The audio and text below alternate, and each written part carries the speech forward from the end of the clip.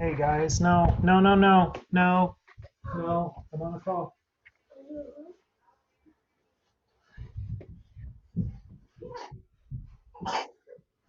My call starts in a minute, babe.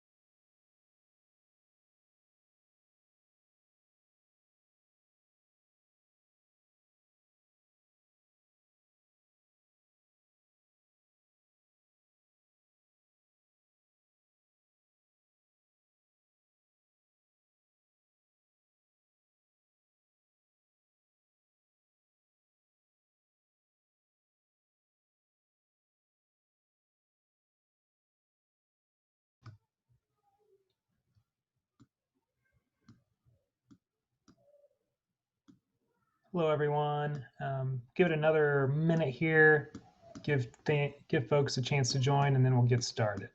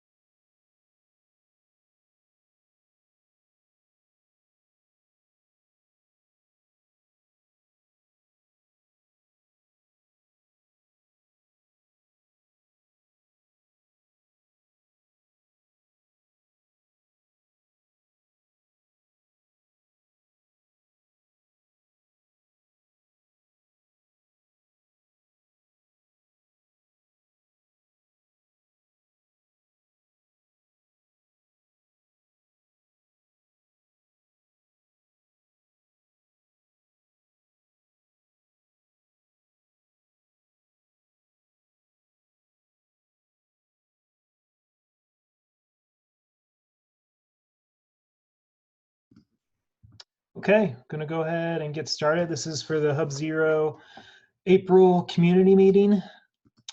Thank you for joining us today. We really appreciate having you all and appreciate our community so much. And I just wanted to say that we sincerely hope you're all well and safe in these very uncertain times. It's been difficult for everyone. And also want to be mindful of your time today. I know that you probably have an abundance of virtual meetings you're likely involved with every day, so we'll try to keep it relatively short.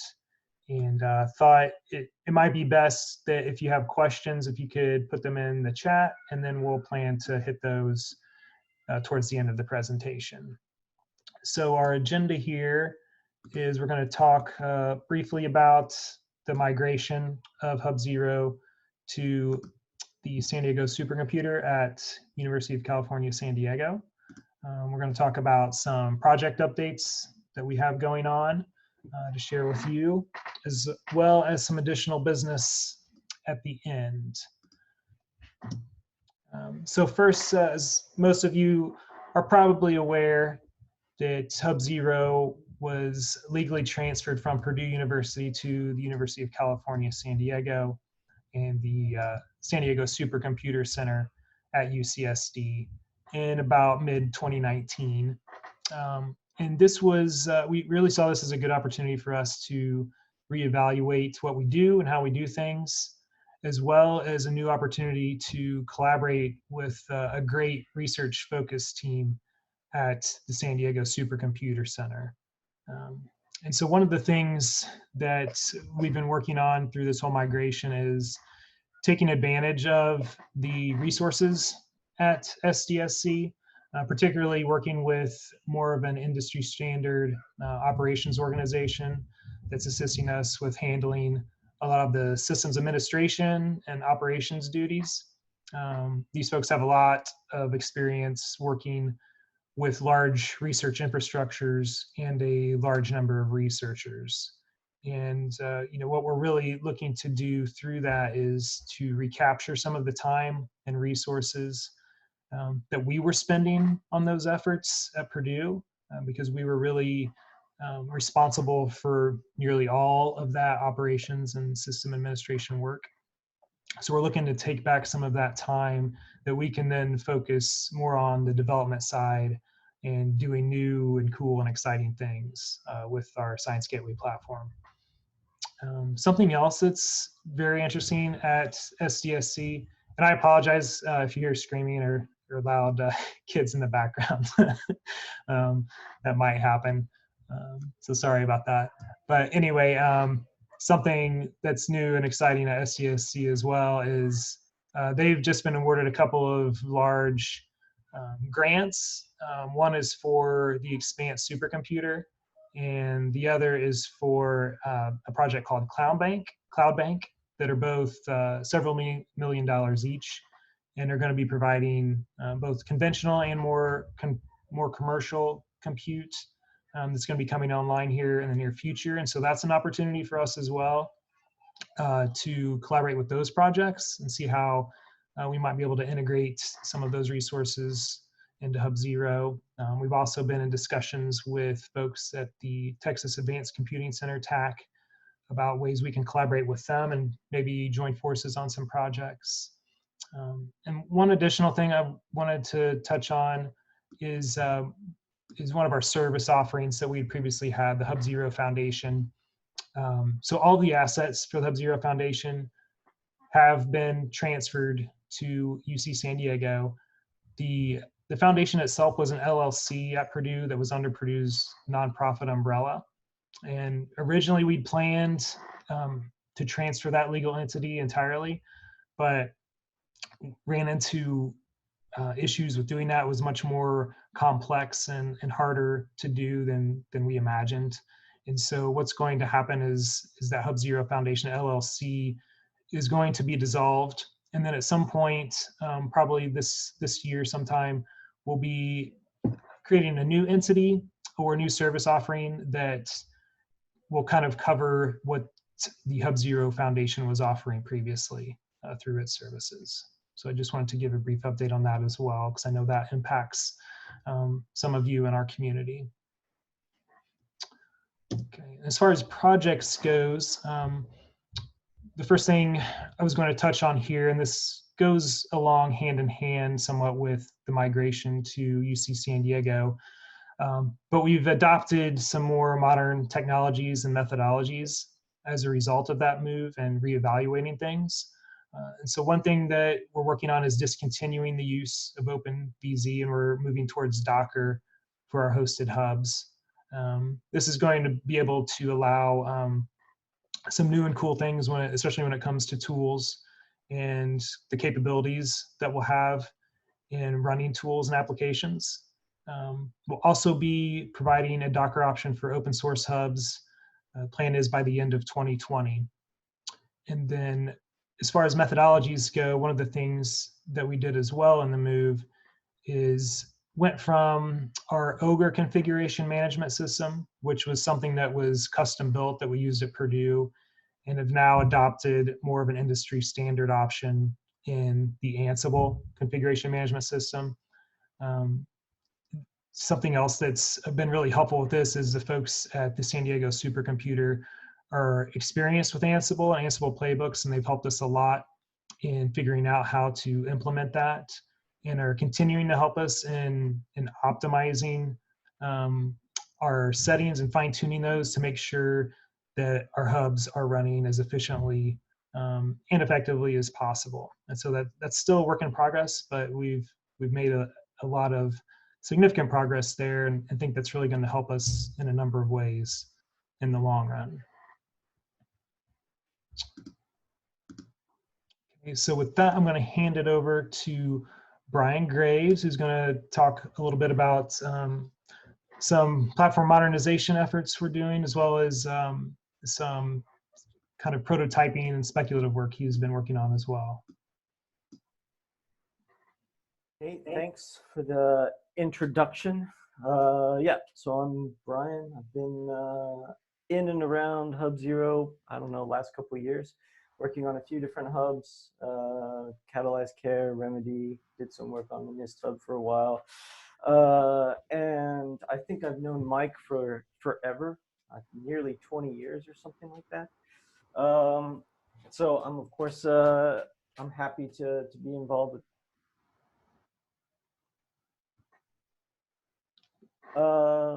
for this this platform and where we can go with the CMS in the future. Yeah, and so I have a couple things, like kind of short video.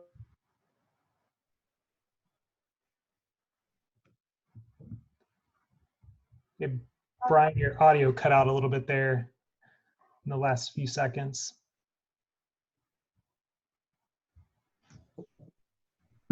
Uh-oh. Can you hear me?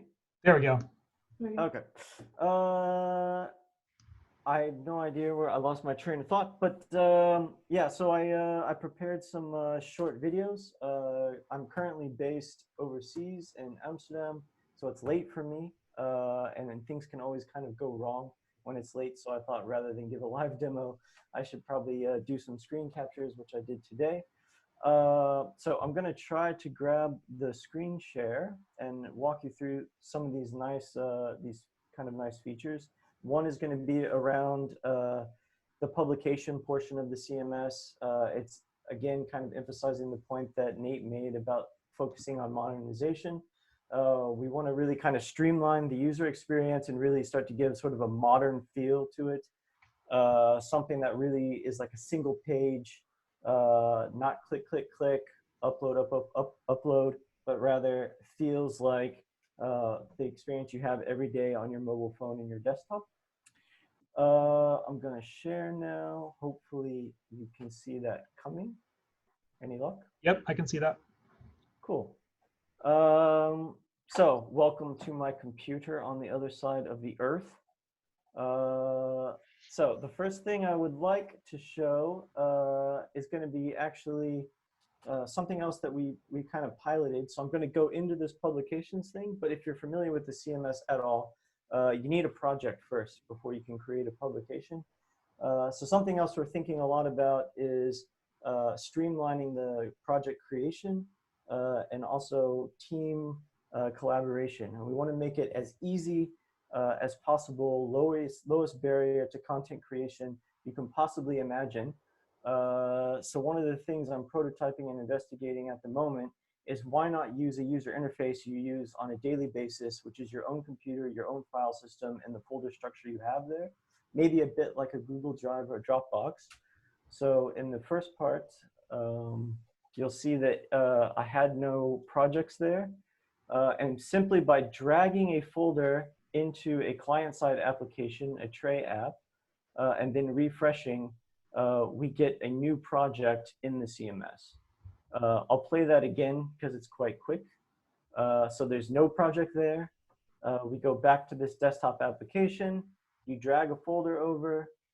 the project gets created, you can go back in the CMS, and then it's already part of the projects that you have in the CMS that you're already familiar with. And again, this is just the local file system that you have on your computer and you probably use for all other file organization that you do on a daily basis. So now jumping into the publication, now we have a project. If you're familiar with it, you go in the project, there's a publications on the left, and oops, this little window is kind of in the way. Oh, wrong video, sorry.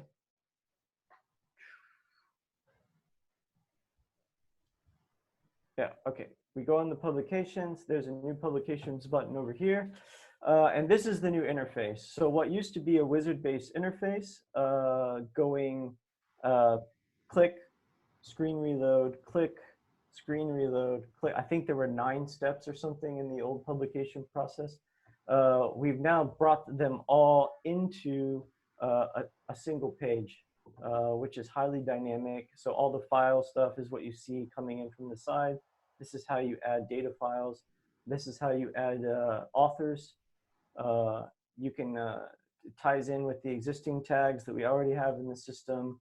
The licenses are also there. And then click to agree to the license and the terms. And here's your preview. And then you click submit. And then all of a sudden your DOI is already there. So it's quite a bit streamlined. It's one page. There's one other nice thing that we get through this, which I'll show, which is this, this interface is also mobile friendly. So we wanted to kind of think about designing these things. This is something I worked hard with Ilya on. Can we do a mobile first kind of design process?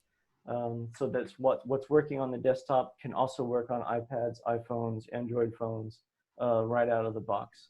So it's pretty much the same interface. It's responsive, and everything just works immediately right out of the box. I will spare you the end of that video since you just saw it. Could I ask a question? Oh, please, I love questions. I just felt like I was talking to myself anyway. Hi, Brian, this is Carol-san. We met quite a while ago. So my question is, I didn't catch part of it before you published. So my question is, are you thinking of a way to allow people to share, let's say, a data set without creating a project? Because that was a feature that we've really wanted for a long time. I don't know what your thinking on that is. Yeah, well, I think at least in this iteration, the creation of the project is a necessary component. This kind of iteration of publications was done under the guidance of Sandy over at PER, and yeah, this was something that they felt like uploading both during the publication process as an option and during the project was causing some confusion amongst users. So we decided to use the project as the main mechanism for file management, and then just allowing the publication to use those project files to include in the publication. But indeed, recognizing that the project sort of creation process is also not the simplest and a bit cumbersome in and of itself. That's a bit why we're doing the exploratory work on how can we lower the barrier to project creation.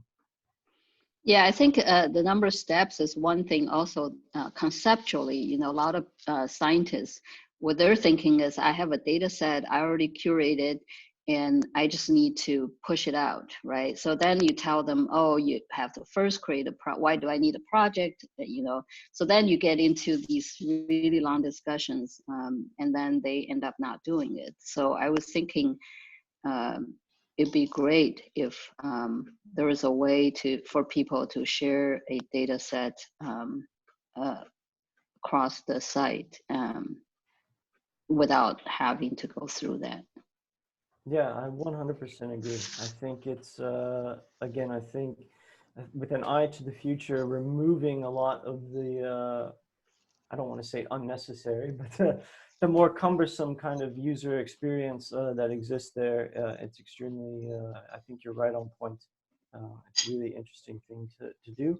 And it's definitely something we're working on. So yeah, I think any like anecdotes or like feature ideas or requests, I would be super interested in hearing them. Great, thanks. Yeah, sure.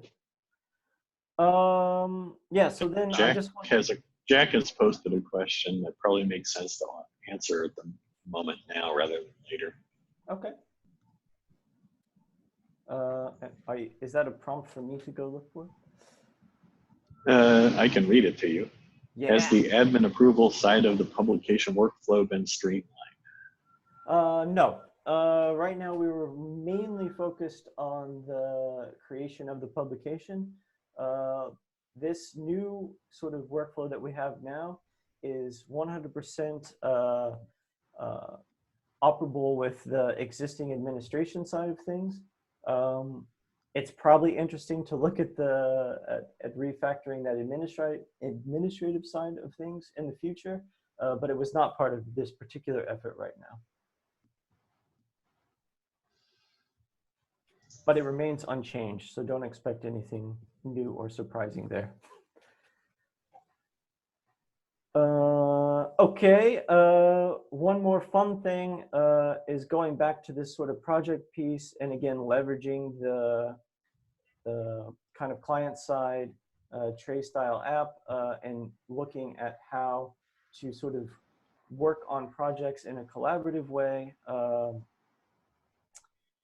I've got, you can just use your desktop folders like you do always under all circumstances. So in this case, the project I created had one file in it.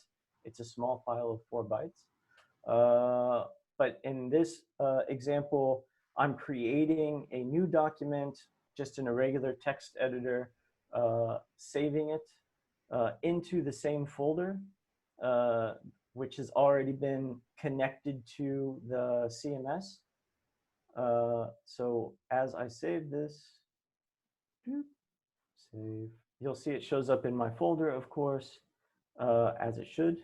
But if I go back to the publication and I go back into those files, it automatically syncs. There was no refresh there. So just working on my computer with the file system and the folders that I have, I can work on projects and publications and data sets without having to go necessarily to the web destination and uploading those in a manual fashion. That kind of concludes the short little demo. If there are any other questions at the moment, I'm happy to answer them. And then also feel free to email me. I think you can get my contacts from Nate and or somebody else. Or it's jbgraves@ucsd.edu. But yeah, thanks for the time, and thanks for listening to my kind of rambling. I'm not the natural presenter, I'm a coder, but thanks for listening. Thanks, Brian. That was great. Really appreciate it. No problem. Okay. Share my screen again here.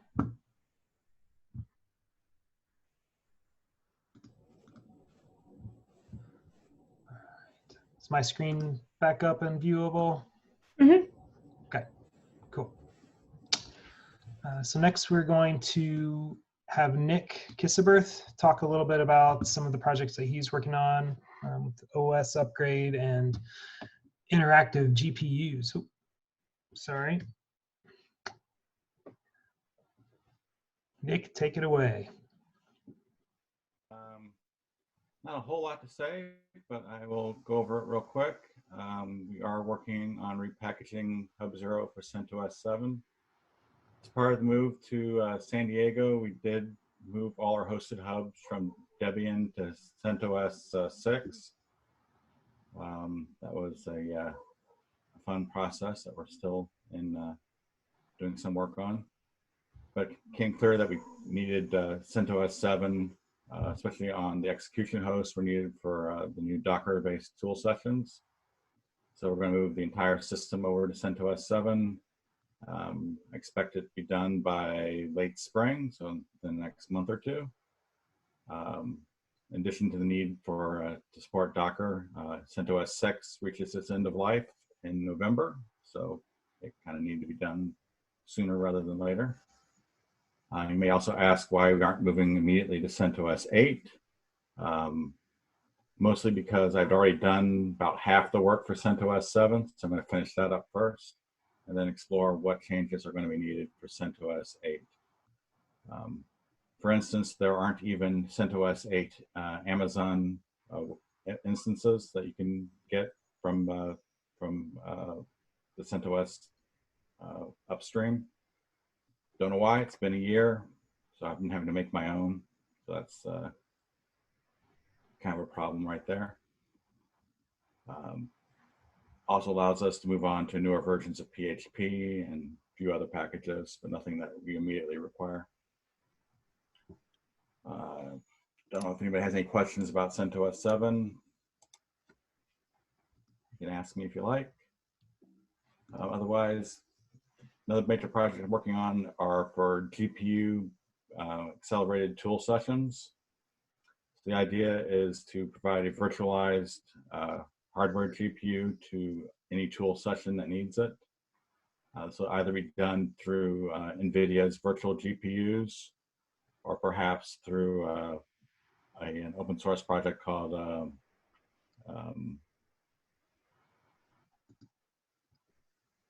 I forgot the name of it. But there's an open source project which provides a virtualized OpenGL context that can be shared between different Docker containers. So we'll be trying to use that as well, because that'd be a somewhat cheaper option. I don't really have a time frame for this work. It's just beginning. We've got some test cases to work with it. It'll be rather expensive add-on option for hubs, because the execution hosts we're looking at start around $13,000 to $20,000. So it's not going to be a super cheap solution for everybody, but for those who need it, it will hopefully give you the accelerated GPU performance that people are requesting. And that's really all I have prepared to say on it. I'm happy to take questions. I think there is one question from Jeanette that is relevant to what you're talking about, and that is, with the CentOS upgrade, will that now be the recommended OS for open source hubs? Yes, it will. And Lee has a question about Debian staying the same at 8. End of Debian support is from Jack. That is, I'm not doing any new Debian work right now, and I guess the future of support lies really with what Mike wants me to provide. So I will kind of have to defer to Mike on whether he wants me to do more on that. I think with regard to that, it's a expensive proposition to maintain a lot of these different versions of things. And we're hoping not to have to incur that expense. So our preference would be to provide whatever help is necessary for those that are working with Debian to convert. But I'm happy to talk individually with folks that have specific problems to learn more about what those problems are and discuss some of these ideas with Nick. But it does take a significant amount of time, as you can tell, to get these things supported in multiple ways. I also wanted to talk a little bit more about the GPU stuff here. We're seeing an increase, particularly with people moving to virtual education in what I'd call combined interactive and computing activities, where some of the compute might need the capabilities of a GPU, but more and more what's happening is we're hearing requests for rendering of 3D models as part of the educational experience. which isn't the kind of thing we submit to a batch queue in a supercomputer, but it demands sort of an instantaneous interaction with what's going on the server. And that's really the driver for this. We're seeing it with that nanobio group that's working with NanoHub. We're also having requests, for example, with groups teaching comparative anatomy that want to show 3D slice models of brains and other body parts. So it's becoming more and more of a thing, and we really want to be positioned to figure out how to host this kind of activity. Is it now the appropriate time to go back to Jeanette's question about Python 3?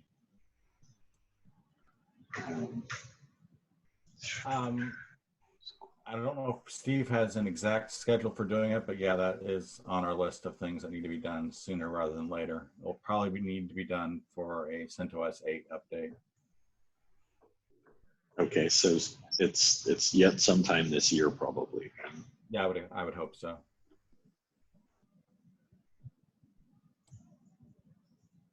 Okay.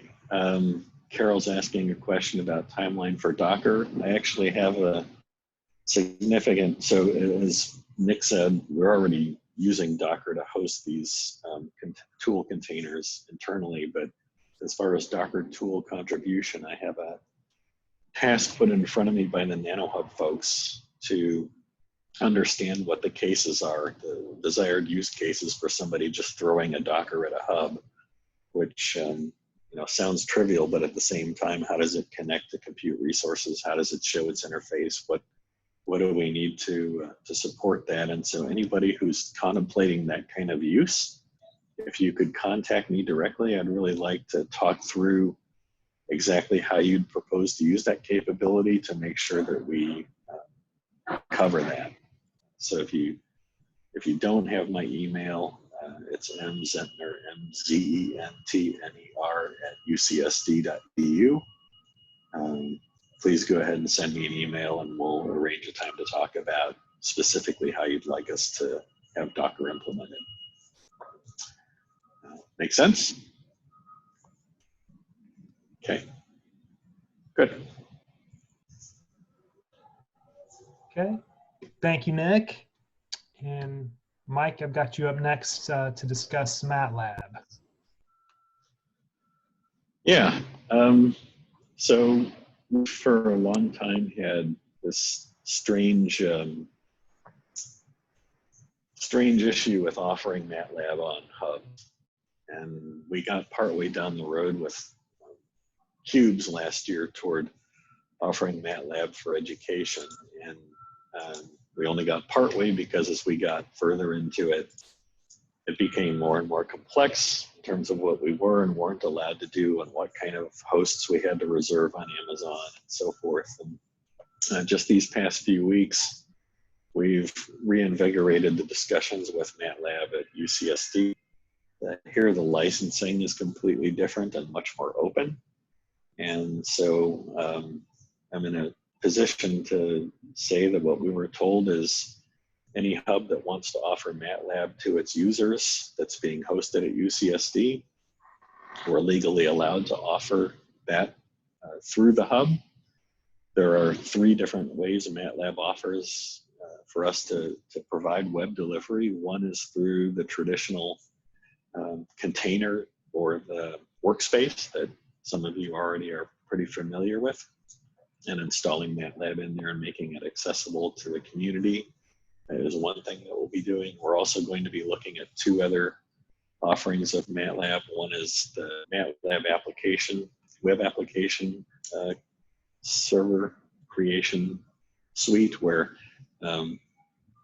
you can build web apps using a MATLAB product, and you'd essentially be able to throw them on the hub and they'd appear as web apps.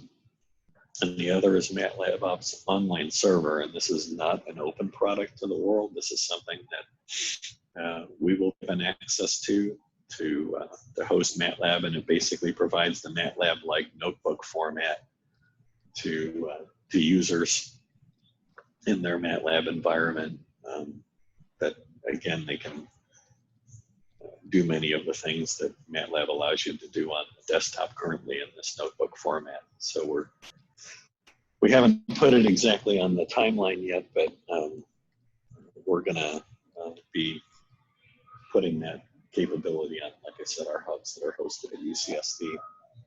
And incidentally, we might create a similar offering through the Science Gateway Community Institute that offers the MATLAB capability to large groups of people who might not otherwise run MATLAB. But I think it's been a very positive development.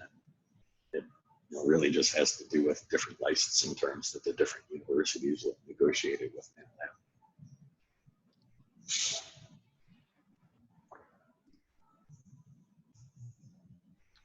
Okay. Thank you, Mike. Got a couple more project items here that I was going to touch on. One of which is kind of overall improving our usability.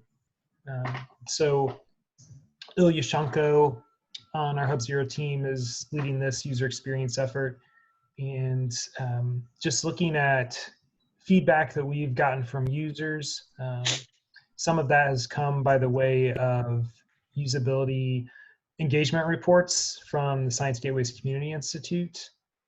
And one of the things that we're currently working on is implementing some of those suggestions in improving our collections component and improving the user experience and interface with that. And we're building out a pretty good list of usability enhancement tasks that we're going to be working on here in the future. And so, like I said, currently working on collections. And as you saw with Brian's demo, he's kind of totally revamping user experience, starting with publications, and we'll continue those efforts. But we also see opportunities here with some things throughout our platform that we can do usability-wise to make things better. And so we're going to continue to do that. If you have suggestions, I would recommend sending them my way. And I'll get everyone my email in the chat as well, like Mike and Nick had shared. So be looking for some collections enhancements if you use that feature here in the near future, and we'll have some other things that we'll be rolling out as well. And then the last project item I wanted to touch on is the statistics and usage statistics across hubs.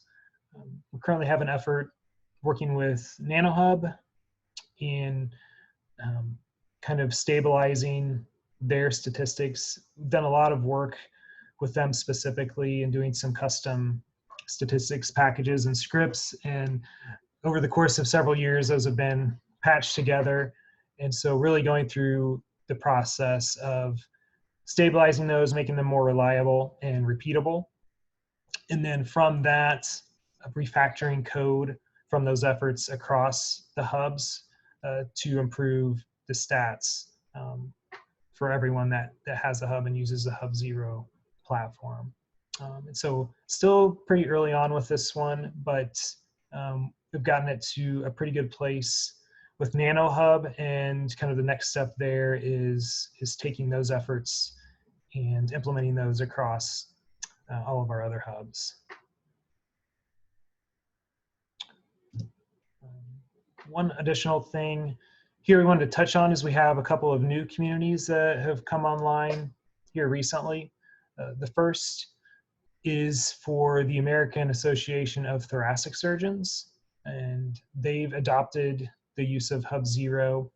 And what they're going to be using it for is looking to provide some real-time data and analytics for their thoracic surgery specialties.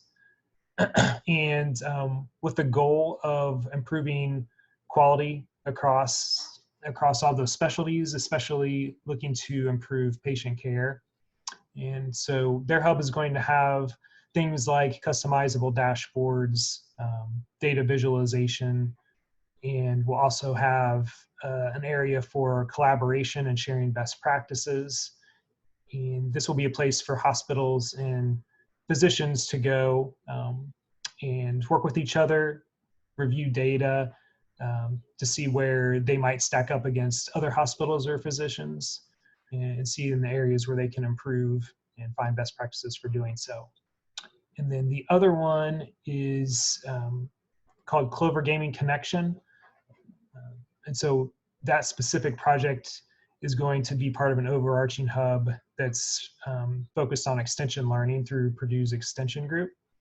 But what Clover Gaming Connection is focused on is using gaming and game design as a way to develop programming targeted at youth, so kids middle school through high school, and targeting skills that they need to thrive.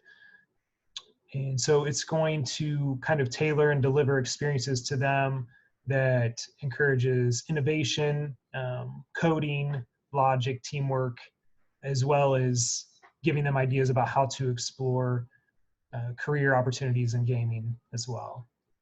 So there's a couple of new communities that we're really excited to have on board and to be working with. And they just started over, the past half year or so. And then the last item that we had for additional business is just wanted to remind that Gateways 2020 is coming up. That's scheduled to be in October 19th through the 21st. The call for participation is currently out. The deadline for tutorials and workshops is extended to May 5th, and then additional deadlines for short papers, demos, and panels is May 11th, and for posters is September 11th deadline.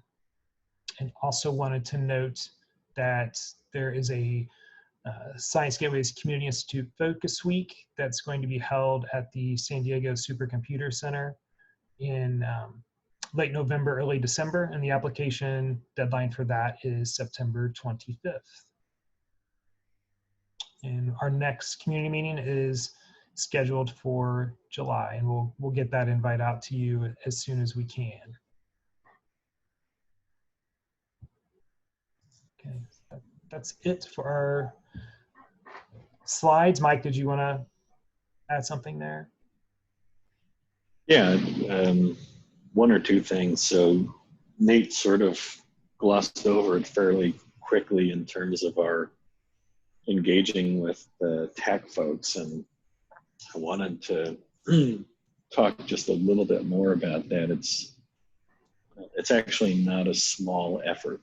It's the thing that we've been struggling with for some time now is how do we get more groups involved in doing hub things and helping us make hubs better overall. And particularly with some of the front end consulting work we've been being asked to do lately, we have a couple of options in terms of whether we staff it ourselves or whether we start collaborating with other groups. And my hope and desire would be that we actually get other groups to collaborate with us and start to help us build capabilities into the platform, and maybe even join forces on a few significant efforts if that all starts to work out. And so this interaction with TAC is the first case of that, where some of the UI work on some of the projects that we're working on, we're going to start to work with them as a flexible part of our workforce to see if we can get that kind of cooperation going. And so, more to come on whether that works out well or not for us. I hope it does, and I think it will. But that's a direction I think that's very important for us to see wider adoption and to gather more viewpoints from people on different things that we might be able to improve and have their contributions become part of the software. So I'm cautious but excited about that effort. It's not as small of a thing as we made it sound like. I think it's actually a big thing, and if it works, we'll feel very good at the end of the day that can be.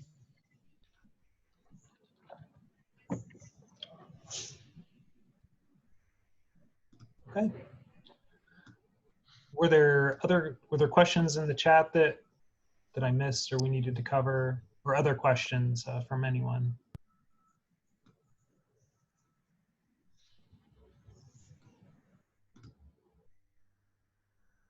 All right.